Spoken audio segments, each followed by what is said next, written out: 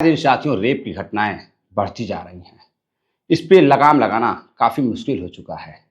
दरअसल भारत की राष्ट्रीय राजधानी दिल्ली में एक मृत पड़े हुए पति के सामने एक राजमिस्त्री उसकी पत्नी के साथ रेप जैसी घटना को अंजाम देता है और उसे लगता है कि उसकी पत्नी मर चुकी है। तब जाकर वहां से पीड़ित महिला को मृत समझकर राजमिस्त्री फरार हो जाता है। पुलिस पहुंचती है, जांच पड़ताल करती है और जब जांच पड़ताल करती है तो एक ऐसी हकीकत सामने निकल कर आती है जो इंसानियत को शर्मसार कर देती है। तो नमस्कार, प्रणाम, मैं आपका अपना विशु राय हाजिर हूं जुर्म की दुनिया की एक बेहद ही खौफनाक कहानी के साथ। साथियों, कहानी की शुरुआत करें उससे पहले आप जितने भी साथी चैनल पर नए आए हैं, जुड़िए विश्व वारदात तक के इस छोटे से परिवार से। अपना प्यार दीजिए, अपना सपोर्ट दीजिए, क्योंकि आप सभी के प्यारी और सपोर्ट की बदौलत यह चैनल चलता है। और वीडियो को ज़्यादा से ज़्यादा शेयर करिएगा ताकि ज़्यादा से ज़्यादा लोग इस घटना को सुन सकें, समझ सकें और उससे सबक ले सकें। दरअसल साथियों, मैं बात कर रहा हूं भारत की राष्ट्रीय राजधानी दिल्ली की। दिल्ली में एक थाना लगता है किशनगढ़। किशनगढ़ थाने के अंतर्गत एक क्षेत्र आता है कटवारिया क्षेत्र। कटवारिया क्षेत्र में एक राजमिस्त्री जिसका नाम पवन रहता है। पवन अपनी पत्नी के साथ एक किराए के मकान में रहता था। बेहद हंसती खेलती जिंदगी गुजर रही थी। इधर तकरीबन 40 साल की उम्र बताई जा रही है महिला की, जिसका नाम सुनीता रहता है, और उसके पति की 42 साल, जिसका नाम पवन रहता है। दोनों की जिंदगी काफी अच्छी गुजर बसर हो रही थी। पैसे रुपए से काफी कमजोर थे, क्योंकि जो पवन था वह राजमिस्त्री का काम किया करता था। कभी इनके घर तो कभी उनके घर जाकर काम किया करता था, घर बनाने का काम था। धीरे धीरे जिंदगी अच्छी खासी कर रही थी। तभी उसकी जान पहचान होती है एक उत्तर प्रदेश का रहने वाला व्यक्ति, अखिलेश, रायबरेली का रहने वाला। अखिलेश से उनकी मुलाकात होती है। अखिलेश को काम चाहिए था। पवन बातचीत करता है और अखिलेश से पूछता है कि तुम क्या काम कर सकते हो। अखिलेश कहता है कि साहब, मैं मजदूरी भी कर सकता हूं और मिस्त्री का काम भी मुझे आता है। मैं आपके साथ मिस्त्री का ही काम करूंगा। अब इधर पवन के साथ मिलकर अखिलेश राजमिस्त्री का काम करने लगता है। महीनों तक, सालों तक काम करता है और राजमिस्त्री पवन का विश्वास जीत लेता है। इधर एक दिन राजमिस्त्री पवन अपने मित्र, अपने साथी अखिलेश को लेकर अपने घर जाता है। घर जाता है और उसकी पत्नी उसे ढेर सारा प्यार देती है, खाना वगैरह खिलाती है और अपने बेटे की तरह प्यार देती है। लेकिन इधर अखिलेश जब उसकी खूबसूरत बीवी को देखता है तो बस देखता ही रहता है। इधर पवन की पत्नी सुनीता भी उस राजमिस्त्री अखिलेश को देखती रहती है। अब धीरे धीरे आना जाना शुरू होता है और दोनों की जान पहचान हो जाती है। अब दोनों एक दूसरे से फोन पर भी एक दूसरे का हाल चाल लिया करते थे, हंसी मजाक किया करते थे, बातचीत होती थी। धीरे धीरे बातों का सिलसिला जारी हुआ, बात आगे बढ़ती गई। इधर अखिलेश को पवन की बीवी सुनीता से मोहब्बत हो जाती है। वह उसे जी जान से चाहने लगता है, बेहद मोहब्बत करने लगता है।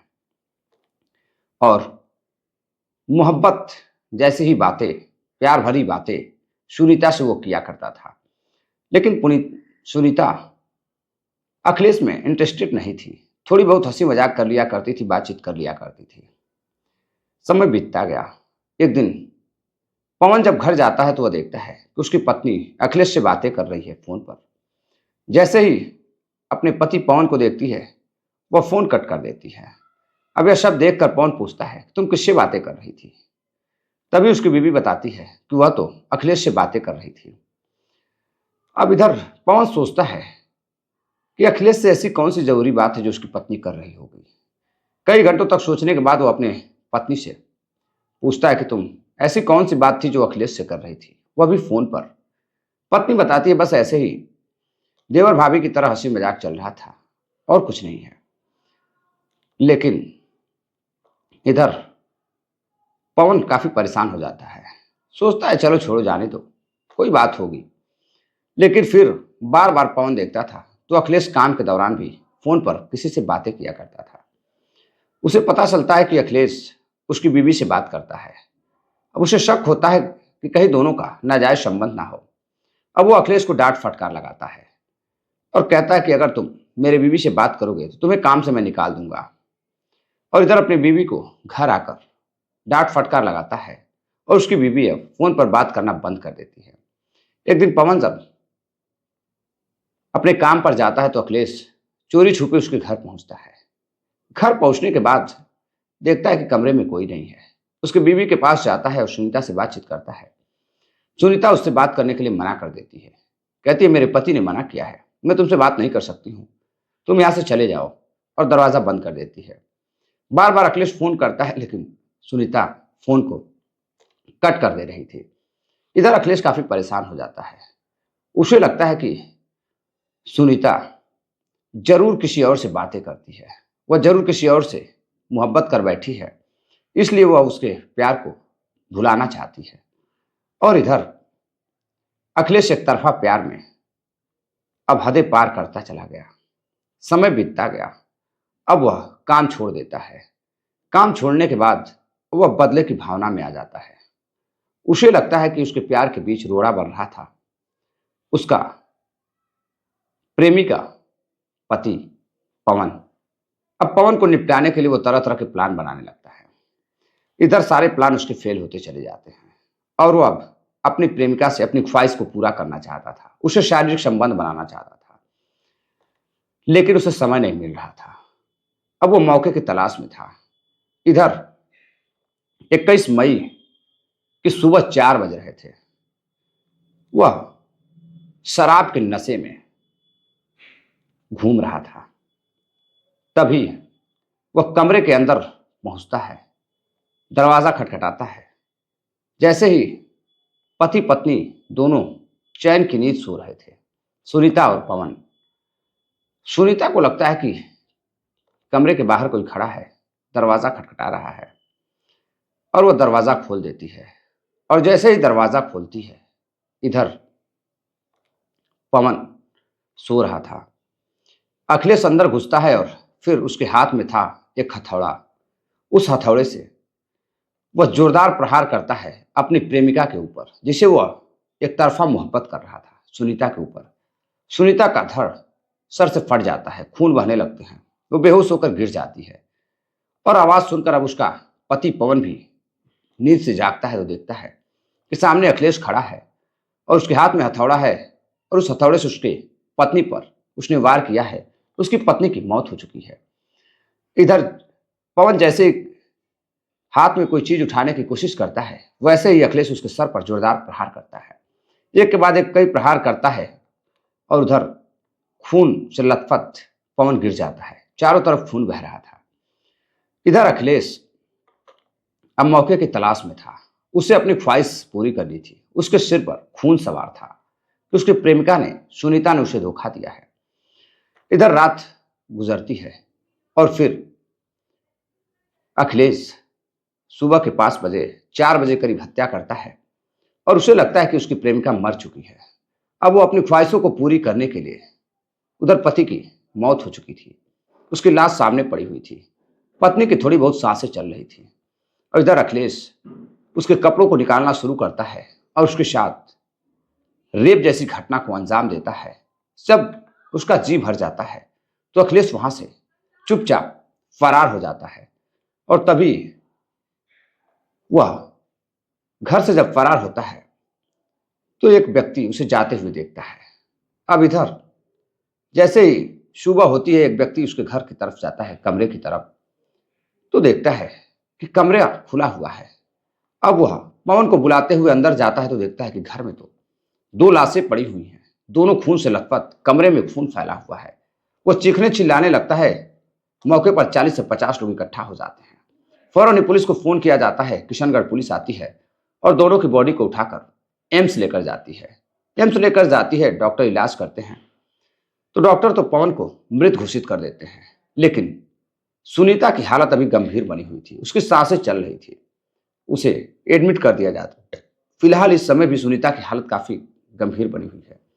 अब इधर पुलिस जांच पड़ताल करती है कि आखिर ऐसा क्या हुआ था। उसके साथ कि उसके साथ ऐसी कौन सी घटना हुई कि उसका खून कर दिया गया। उसके बदन पर ढंग से कपड़े तक नहीं थे। अब इधर पुलिस जांच पड़ताल शुरू करती है, मोहल्ले में लगे हुए सीसीटीवी फुटेज को खंगालती है। सीसीटीवी फुटेज को खंगालती है, कॉल डिटेल्स निकालती है, तो पता चलता है कि पवन का ही एक सहपाठी साथी अखिलेश, जो उसके साथ काम किया करता था, वह वीडियो में दिखाई दे रहा है। अब फौरन ही पुलिस वीडियो के आधार पर अखिलेश का लोकेशन ट्रेस करती है। अब यह कंफर्म हो चुका था कि घटना को अंजाम अखिलेश ने दिया था, लेकिन पुलिस को पता नहीं था, किसी को यह पता नहीं था कि आखिर दोनों की मौत का कारण क्या है, अखिलेश ने क्यों मारा।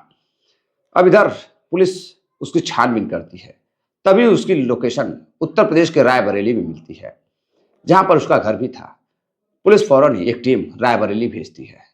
रायबरेली पुलिस की टीम पहुंचती है, दिल्ली पुलिस की टीम यूपी पुलिस की मदद से छानबीन करती है, छापेमारी करती है, तो अखिलेश पकड़ा जाता है और फिर अखिलेश को पुलिस दिल्ली लेकर आती है।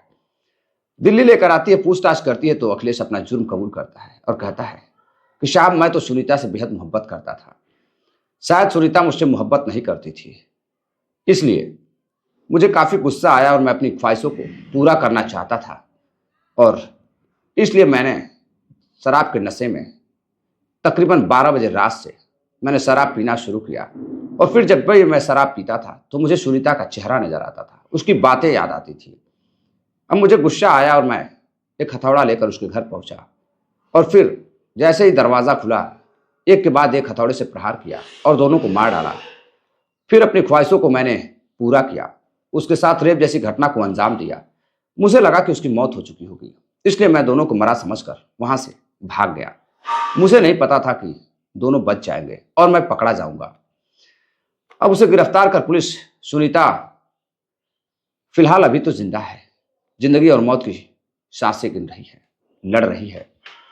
पवन की मौत हो चुकी है, उसका पोस्टमार्टम होता है, उसके रिश्तेदारों को उसकी बॉडी को सौंप दिया जाता है।